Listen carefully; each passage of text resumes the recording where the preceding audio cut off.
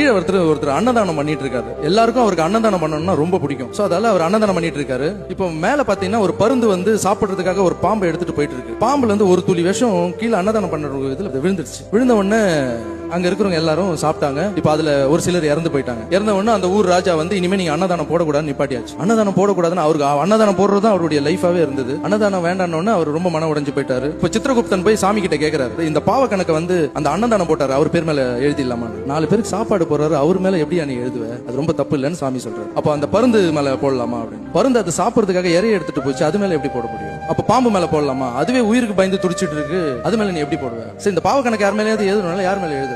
கொஞ்ச நாள் வெயிட் பண்ணு, இந்த கணக்கு அப்படியே வைன்னு சொன்னாராம் சாமி. அதுக்கப்புறம் பாத்தீங்கன்னா கொஞ்சம் நாட்கள் போச்சு. மறுபடியும் அவர் அன்னதானம் போட ஆரம்பிச்சாரு. ராஜாவை போய் பார்த்து பர்மிஷன் கேட்டு அன்னதானம் போட ஆரம்பிச்சாரு. அன்னதானம் போயிட்டு இருக்கு. ஒரு 2 வயசானவங்க ஒரு வாரமா சாப்பிடாம, இப்ப இங்க யாரோ அன்னதானம் போடுறாங்களா, அது எந்த பக்கம் போகணும்னு கேட்டாங்க. அந்த 4 பேர் திண்ணில உட்காந்து பேசிட்டு இருக்காங்க. இப்போ அன்னதானமாமா, அந்த ரைட்ல போய் லெஃப்ட்ல கட் பண்ணுங்க, அங்க ஒரு ராஜா அன்னதானம் போட்டுட்டு இருக்காரு.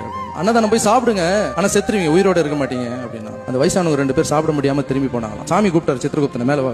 அந்த பாவத்தை யார் மேல போடணும்னு கேட்டிருந்தல, அந்த 4 பேர் உட்காந்து சும்மா பேசியிருந்தாங்க பத்தியா. அவன் சாப்பாடும் போட மாட்டான், போடுறவங்களும் என்கரேஜ் பண்ண மாட்டான். 2 பேர் போய் ஒழுங்கா சாப்பிட்டு இருப்பாங்க, அவங்க எதுவும் கெடுத்தாங்க. அந்த பாவத்தை அந்த 4 பேர் மேல சேர்த்து விட்டாங்களாம். சோ சும்மா நம்மளை பத்தி ட்வீட் போடுறவங்க பேசுறவங்க இவங்களுக்கு எல்லாம் இருக்கு. சோ அதை நம்ம எதுவுமே பேசிக்க வேணாம், நல்லது வேணா நம்ம பண்ணிக்கிட்டு போயிட்டே இருக்கணும், அவ்வளவுதான்.